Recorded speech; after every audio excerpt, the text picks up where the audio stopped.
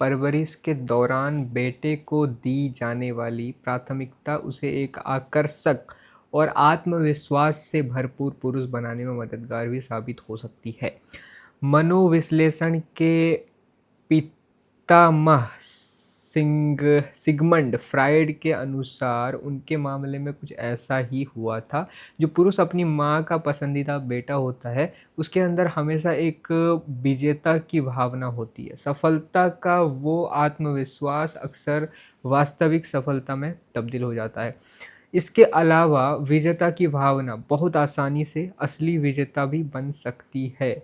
चंगेज़ खान को ये उत्कृष्ट प्रजनन सफलता निश्चित ही दूसरों की विजय की कीमत पर ही मिली थी, जिसमें लाखों चीनी, फ़ारसी, रूसी और हंगेरियन लोगों की मौतें शामिल हैं। एक बेटे को बिगड़ने की हद तक लाड़-प्यार देना विकासवादी जीवन विज्ञानी रिचर्ड डॉकिंस की मशहूर उक्ति स्वार्थी जिन यानी अपने पसंदीदा बच्चे के जिन्स को असंख्य संतानों के रूप में अपनी प्रतिकृति बनाने का मौका देना के दृष्टिकोण से कारगर नज़र आ सकता है। पर ये एक दर्दनाक तमाशे में भी तब्दील हो सकता है और अनिश्चित ढंग से किसी बेहद खतरनाक चीज़ में परिवर्तित हो सकता है। इन सभी बातों का ये अर्थ नहीं है कि दुनिया की सारी माएँ सारे बेटों को बेटियों से ज़्यादा प्राथमिकता देती हैं या कई मौक़ों पर बेटियों को बेटों से ज़्यादा प्राथमिकता नहीं मिलती या कई बार पिता अपने बेटों को प्राथमिकता नहीं देते। इस मामले में कई बार अन्य कारण भी स्पष्ट रूप से हावी हो जाते हैं। उदाहरण के लिए कभी-कभी संतान के प्रति बेहोशी या अज्ञान में की गई नफ़रत, कभी-कभी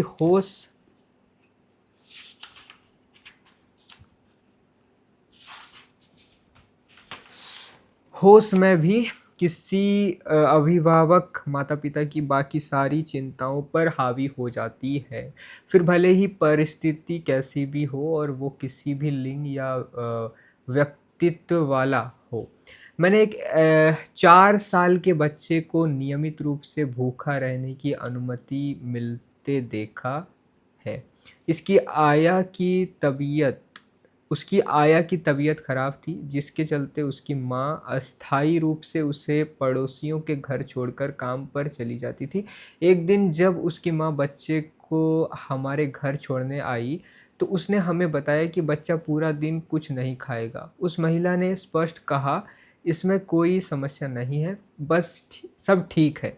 लेकिन स्पष्ट है कि सब ठीक नहीं था। जब मेरी पत्नी ने उस बच्चे को लंच के समय बड़े प्यार से और दृढ़ता के साथ किसी तरह पेट भर के खाना खिलाया और ऐसा करने के बदले उसे पुरस्कार के रूप में बार-बार शाबाशी भी दी, तो खाना खाने के बाद वो 4 साल का बच्चा घंटों तक मेरी पत्नी से लिपटा रहा। खाने की शुरुआत में जब वो डाइनिंग टेबल पर बैठा, तो अपना मुँह बंद किए हुए था ताकि खाने का निवाला उसके मुँह में न डाला जा सके। डाइनिंग टेबल पर हम सब उसके साथ बैठे, जिसमें मेरी पत्नी, मेरे 2 बच्चे और पड़ोस में रहने वाले 2 अन्य बच्चे शामिल थे, जिनकी हम उस दिन देखभाल कर रहे थे। मेरी पत्नी चम्मच में खाना लेकर उसके मुँह के सामने ले जाती और वो सारी हरकतें करता जो अच्छी देखभाल से वंचित बच्चे करते हैं।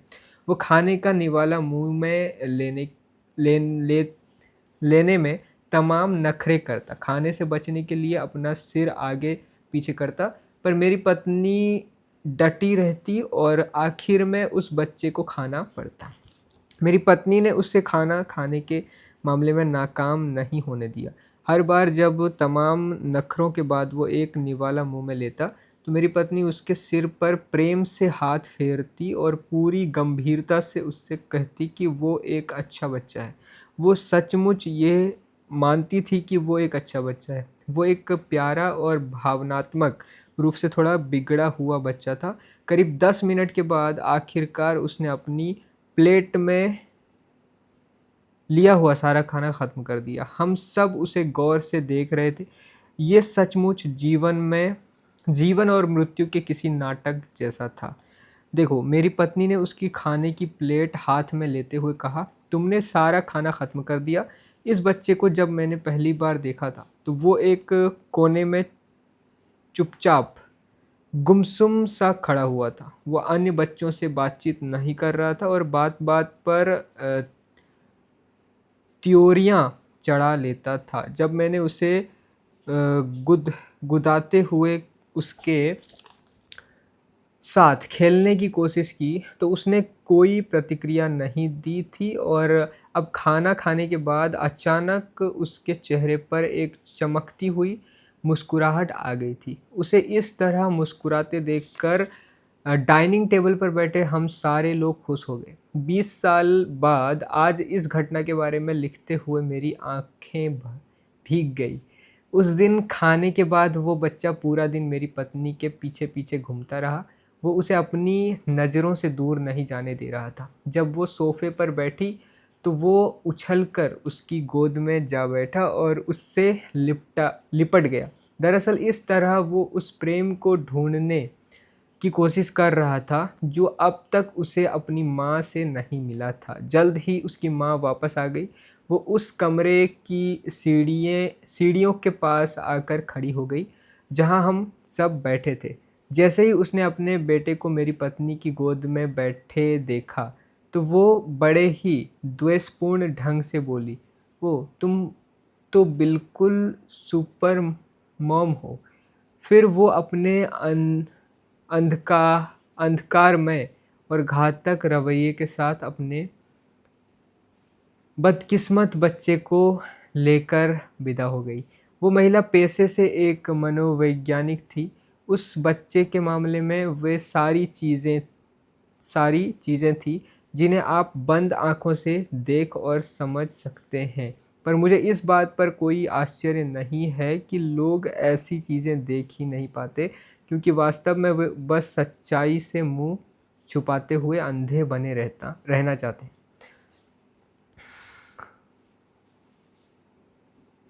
अंकगणित से हर कोई घृणा करता है। मेरे मरीज अपनी रोज़मर्रा की पारिवारिक समस्याओं पर चर्चा करने के लिए नियमित रूप से मेरे पास आते हैं। ऐसी मामूली दैनिक चिंताएँ बड़ी धूर्त प्रवृत्ति की होती हैं, क्योंकि वे किसी न किसी तरह नियमित रूप से सामने आती ही रहती हैं, इसलिए बड़ी तुच्छ नज़र आती हैं, पर उनका तुच्छ नज़र आना दरअसल एक धोखा है। जो चीज़ें हर रोज़ होती हैं, दरअसल वे ही हमारी जीवन को आकार देती हैं। हम जो समय हर रोज़ एक ही तरह बिताते हैं, वो हमारे जीवन में ख़तरनाक गति से खर्च होता रहता है। हाल ही में एक व्यक्ति ने मुझसे अपने बेटे के बारे में गंभीर चर्चा की। उसका कहना था कि उसे हर रात अपने बच्चे को सुलाने में काफ़ी परेशानी का सामना करना पड़ता है। अधिकतर अमेरिकी घरों में निभाया जाने वाला ये एक ऐसा रिवाज है जिसमें करीब 1 घंटे का 3/4 हिस्सा बच्चे और अभिभावक के आपसी संघर्ष में खर्च हो जाता है। हमने अंकगणित के अनुसार हिसाब लगाया, सप्ताह के सातों दिन, हर रोज़ 45 मिनट यानी हर सप्ताह 0.5 5 घंटे से भी ज़्यादा या महीने के करीब 20 घंटे और साल के 12 महीनों में कुल 240 घंटे, अगर इसे हर सप्ताह ऑफिस में काम करने के समय अनुसार देखें तो सप्ताह में 40 घंटे के हिसाब से कुल मिलाकर ये करीब 1.5 महीने के ऑफिस के काम के बराबर है। मेरा वो मरीज हर साल करीब 1.5 महीने के ऑफिस के काम के बराबर समय अपने बेटे के साथ व्यर्थ के आपसी संघर्ष में खर्च कर रहा था। कहना ना होगा कि इस बात से बाप बेटा दोनों ही पीड़ित थे। भले ही आपके इरादे कितने भी नेक हों, आपका स्वभाव कितना भी मधुर और सहनशील हो, पर आप किसी भी ऐसे व्यक्ति के साथ अपने रिश्ते अच्छे नहीं रख सकेंगे, जिसके साथ आप हर साल करीब 1.5 महीने झगड़ा करते हुए बिताते हैं।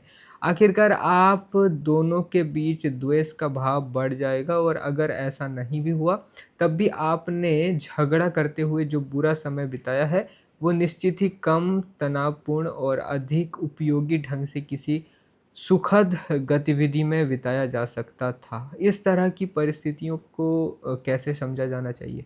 आखिर समस्या किसमें है? बच्चे में या माता-पिता में? समाज में या फिर प्रकृति में?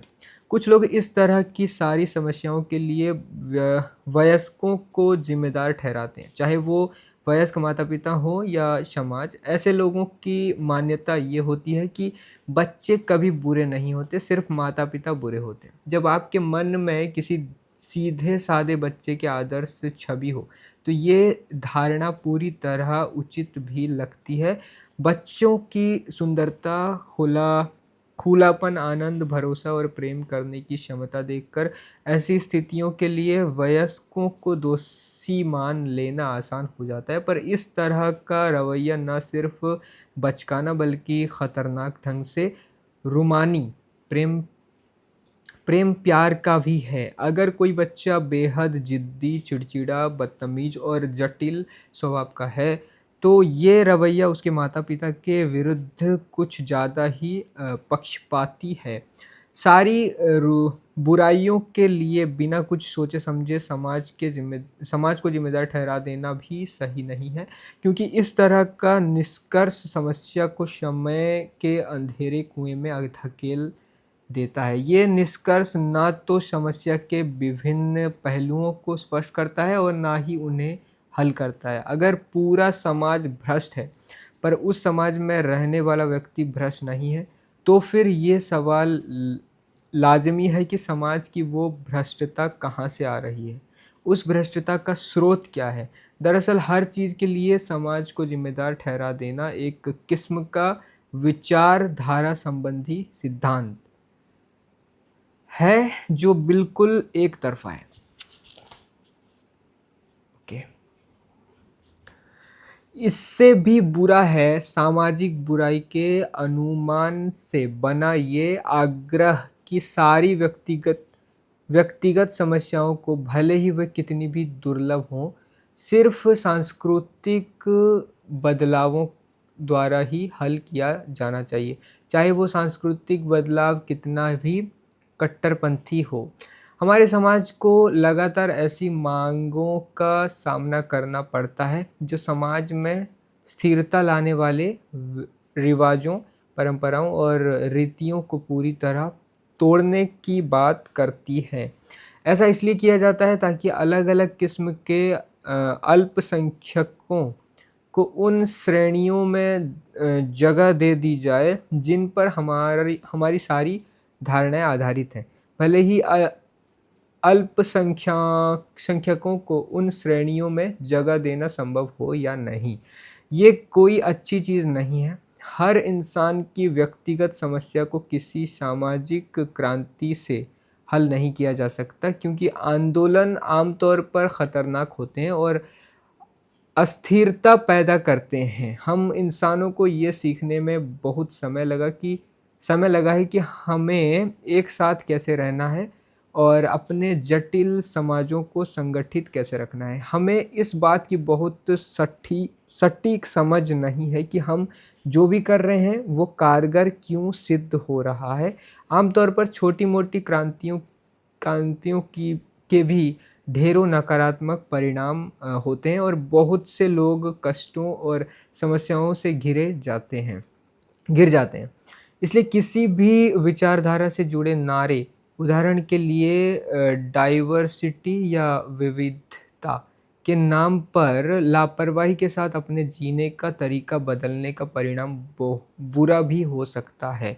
उदाहरण के लिए, क्या 1960 के दौर में अमेरिका में तलाक संबंधी कानून को नाटकीय ढंग से उदार बना देना अच्छा रहा, ये कहना मुश्किल है कि वैवाहिक जीवन में मुक्ति देने के इस कदम ने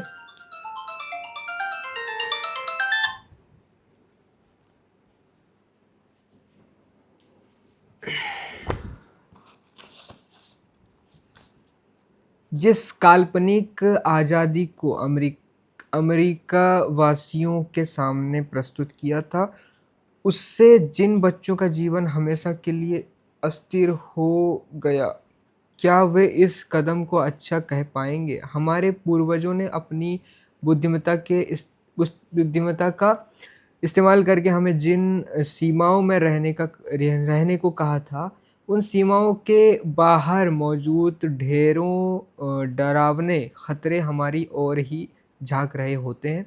हम अपनी आशंकाओं के चक्कर में पड़कर उन सीमाओं को तोड़ देते हैं।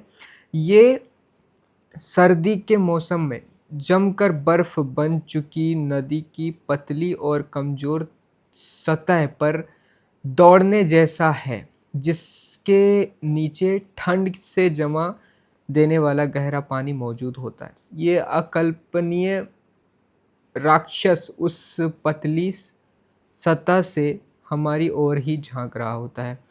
आजकल के माता-पिता को अपने बच्चों से घबराते हुए देखना मेरे लिए आम हो गया है। पर वे अपने बच्चों से इसलिए नहीं घबराते क्योंकि समाज ने उन्हें इस काल्पनिक अत्याचार का कारण मान लिया है और बच्चों को अनुशासित, व्यवस्थित व शिष्ट बनाने में उनकी महत्वपूर्ण भूमिका का श्रेय देने से इनकार कर दिया है। 1960 के दशक की अतियों और ज्यादतियों ने न सिर्फ सहज रूप से वयस्कों के प्रति अपमान का भाव पैदा किया, बल्कि अधिकार की शक्ति के अस्तित्व पर विश्वास न करने का भाव भी बढ़ा दिया। साथ ही अपरिपक्वता से पैदा हुई अव्यवस्था और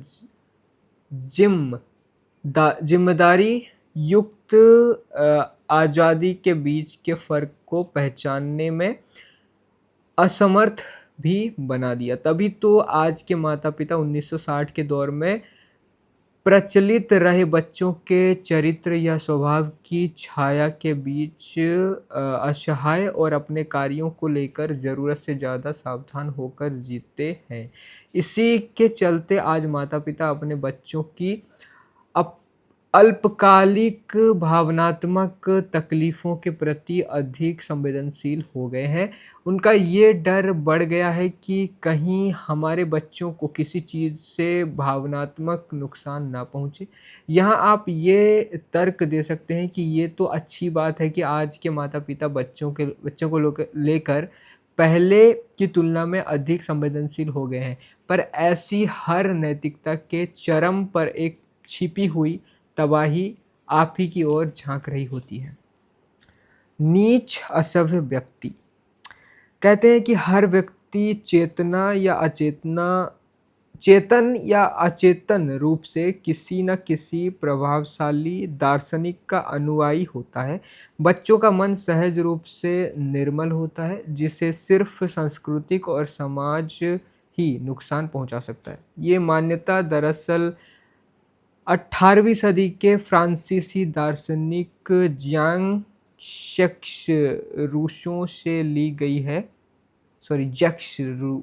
रूसों से ली गई है। रूसो का मानव समाज के भ्रष्ट प्रभाव और निजी स्वामित्व जैसे विचारों पर गहरा विश्वास था। उनका दावा था कि संसार में इंसान के सहज सरल रूप यानी बच्चों के अधिक कोमल और अद्भुत और कुछ भी नहीं है।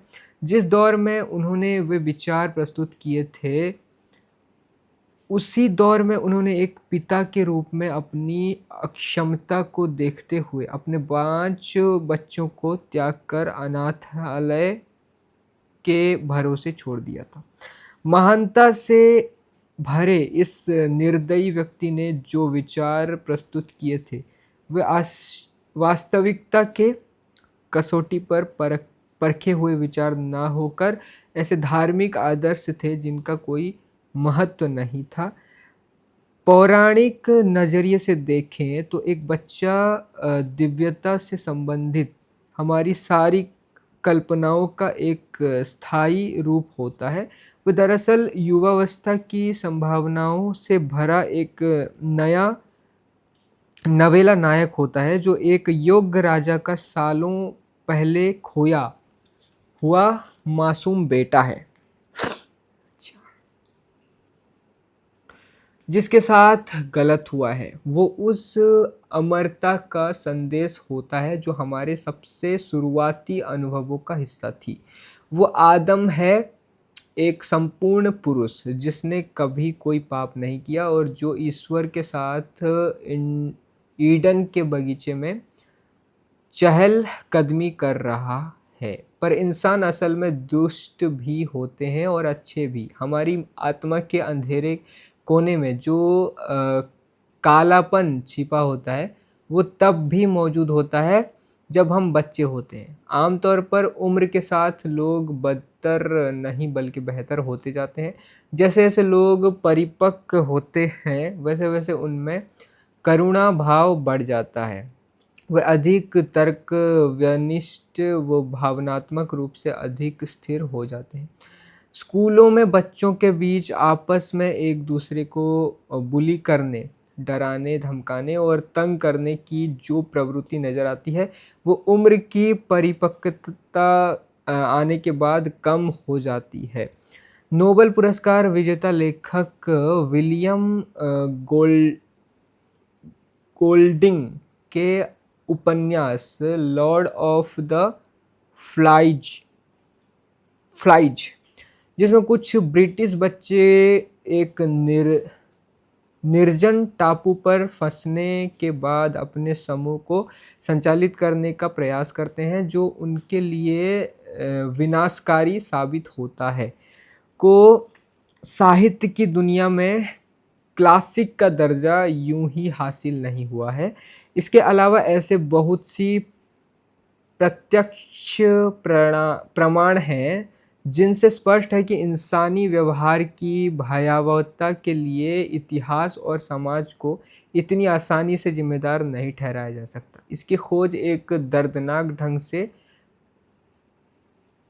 प्राइमेटोलॉजिस्ट जेन गुडॉल ने की थी, जब सन 1974 में उन्हें ये पता चला कि उनके प्यारे शिम्पांजी एक दूसरे की हत्या करने में न सिर्फ सक्षम थे बल्कि इसके लिए पूरी तरह तैयार भी थे।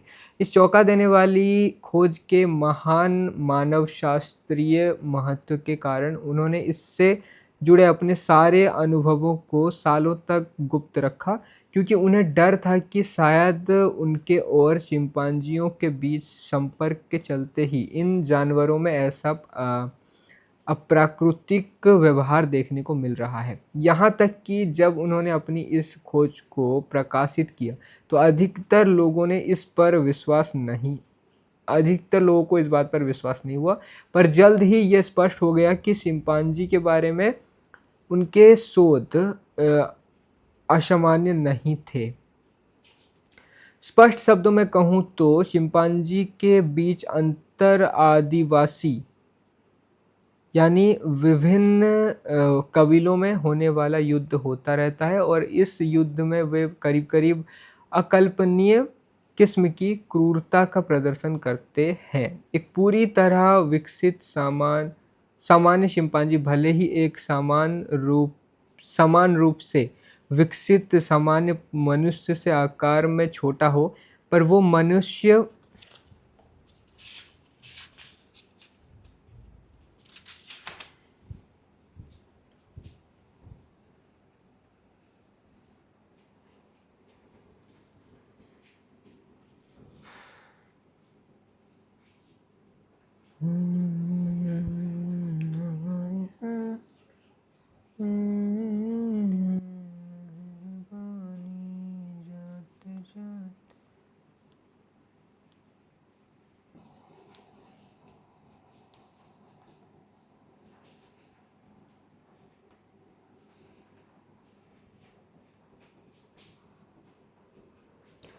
मनुष्य से दोगुने भी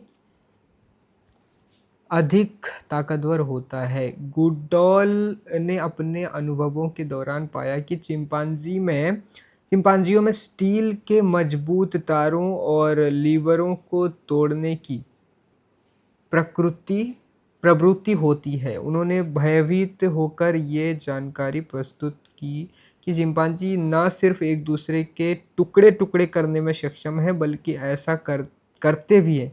इसके लिए मानव समाज या उसकी जटिल प्रौद्योगिकियों को जिम्मेदार नहीं ठहराया जा सकता। गुडॉन लिखती है, अक्सर जब भी रात में मेरी नींद टूटती थी, तो मेरे मन में ढेरों भयानक तस्वीर उभरने लगती थी।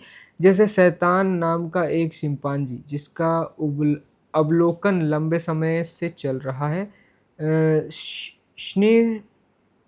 स्निफ नाम का एक चोटिल शिम्पांजी जिसके चेहरे पर एक गहरा घाव है, को थोड़ी ठोड़ी के नीचे अपना हाथ लगाकर उसका खून ठीक उसी तरह पी रहा है जैसे कोई इंसान किसी नल में हाथ लगाकर पानी पीता है। जबकि जोमियो नामक शिम्पांजी डे नामक एक अन्य शिम्पांजी की जांघ की चमड़ी को खींच रहा है। फिगन नामक शिम्पांजी बेहद आक्रामकता के साथ गोलियत नामक एक अन्य शिम्पांजी जिससे वो बचपन में अपना हीरो मानता था, के थरथराते हुए शरीर पर बार बार वार कर रहा है। युवा शिम्पांजियों के छोटे छोटे समूह जिनमें अधिकतर नर शिम्पांजी थे, अपने सीमा क्षेत्र टेरिटरी की सीमा पर टहलते रहते हैं। अगर वे किसी पराये शिम्पांजी को, इनमें युवा शिम्पांजियों के भी परिचित शिम्पांजी भी शामिल हैं जो पहले समूह का हिस्सा थे पर अब छोड़कर जा चुके हैं, देखते हैं अगर उन्हें देखते हैं, और अगर वो अकेला है या पराये शिम्पांजी के समूह की संख्या इन युवा शिम्पांजियों के समूह की संख्या से कम है, तो वे बिना कोई दया दिखाए पराये शिम्पांजियों पर फौरन हमला कर उन्हें ख़त्म कर देते हैं। शिम्पांजियों के अंदर अधिक सुपर ईगो नहीं होता। यहाँ ये याद रखना समझदारी होगी कि आमतौर पर इंसानों में नियंत्रण नियंत्रण की क्षमता उतनी अधिक नहीं होती जितनी मानी जाती है।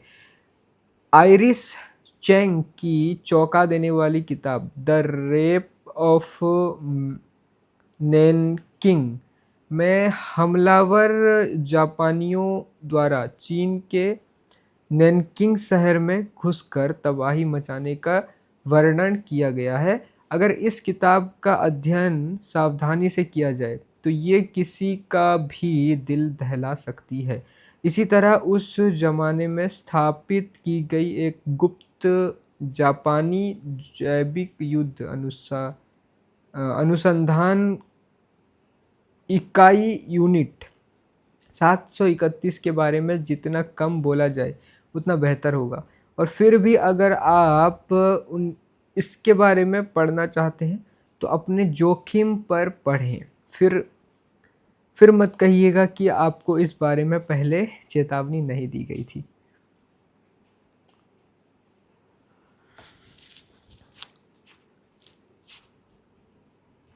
हंटर गौदर्स ऐसे प्रवासी लोग जो शिकार करके और जंगली खाद्य पदार्थ खाकर जीते हैं, भी अपने सांप्रदायिक जीवन और स्थानीय संस्कृति के बावजूद औद्योगिकृत संसार में जीने वाले शहरी लोगों से कहीं अधिक घातक होते हैं। आधुनिक यूके में हत्याओं की वार्षिक दर प्रति 1,00,000 में 1 है। यूएस में ये दर इससे 4 से 5 गुना अधिक है, जबकि मध्य अमेरिका में स्थित देश होंडुरास होंडुरास में ये दर 90 गुना अधिक है। Time over.